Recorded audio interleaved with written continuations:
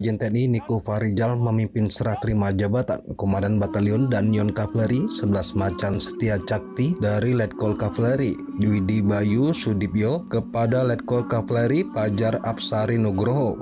Sertijab diawali prosesi upacara yang ditandai dengan penyerahan tanda jabatan dan tongkat komando serta tunggul lambang satuan batalion.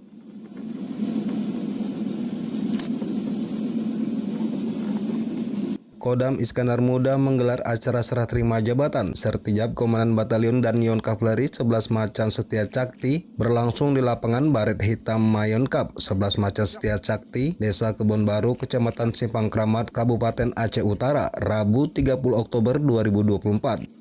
Pangdam Iskandar Muda Majen TNI Niko Farijal menyampaikan terima kasih kepada Letkol Kavaleri Dwidi Bayu Sudibyo beserta istri atas pelaksanaan tugas dan pengabdiannya selama ini sebagai Danyonkap.